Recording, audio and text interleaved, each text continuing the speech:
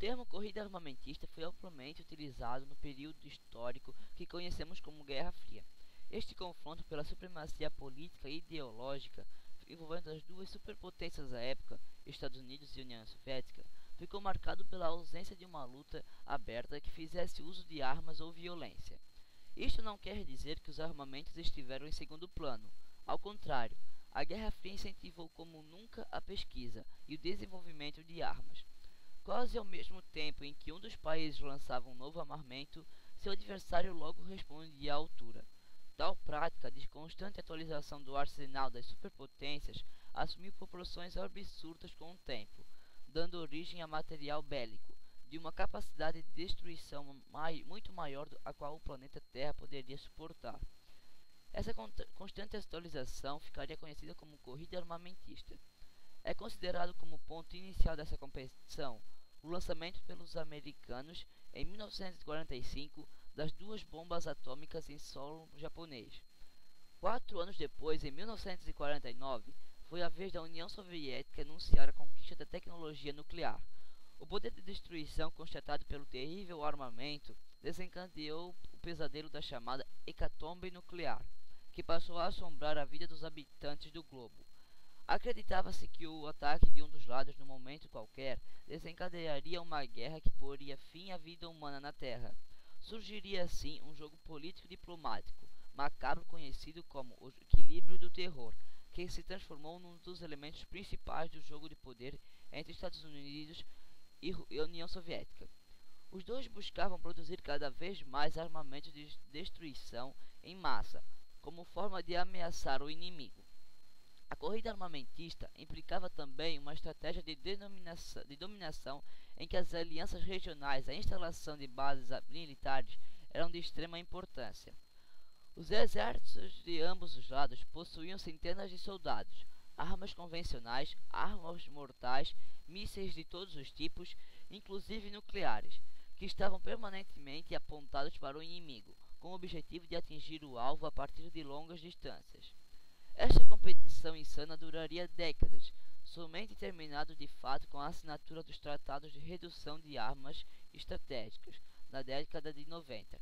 Eles prevêem a extinção gradual dos arsenais dos Estados Unidos e de países integrantes da ex-União Soviética que detinham essas armas em seu território. Outro tratado relacionado às armas nucleares foi o Tratado para a Proibição Completa dos Testes Nucleares, CTBT, feito na data de 1996. Para entrar em vigor, necessita da ratificação de todos os 44 países com capacidade conhecida de produzir armas nucleares.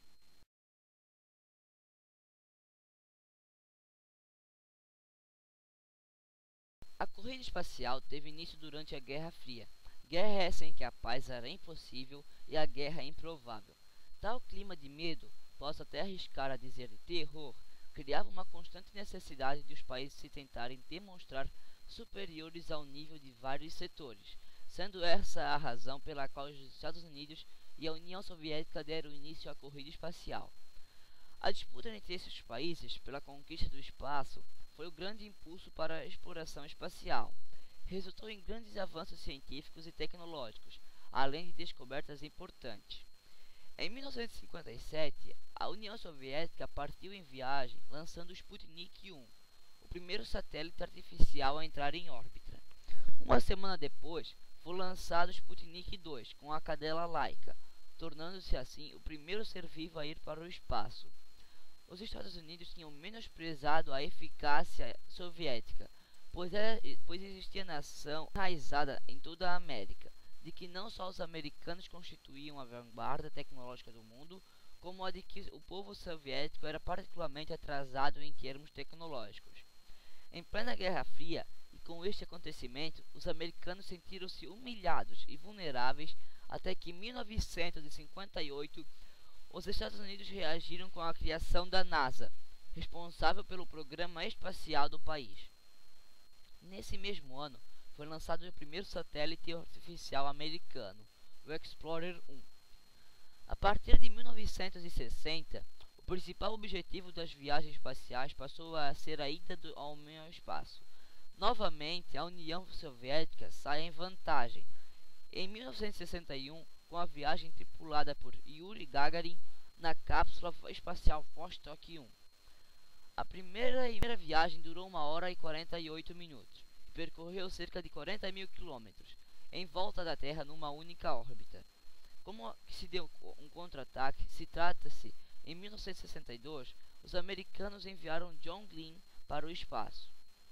Surgiu então o projeto soviético para enviar o homem à Lua, que começou com a nave Soyuz 1. E mal tomaram conhecimento, os americanos iniciaram a missão Apollo. A principal missão do projeto Apollo era levar homens à Lua e trazê-los de volta a salvo. Mas a possibilidade de não dar certo era tão grande que o presidente dos Estados Unidos, Richard Nixon, já tinha um discurso pronto para cada uma das situações, o sucesso ou o fracasso da operação. Felizmente, a operação foi bem sucedida. Os americanos, os primeiros a chegar à superfície lunar em 20 de julho de 1969, quando o módulo lunar Eagle da nave Apollo 11 pousou em solo lunar e o primeiro homem a pisar na Lua, Neil Armstrong, deu fim à corrida espacial. A famosa frase do astronauta, mal pisou o solo lunar, tornou-se célebre na história do século XX.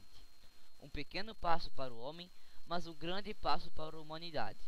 As viagens à Lua começaram bem antes das viagens à Terra e foram símbolo do domínio mundial americano, já que o contexto era o da Guerra Fria, na qual Estados Unidos e a União Soviética disputavam poder político e econômico.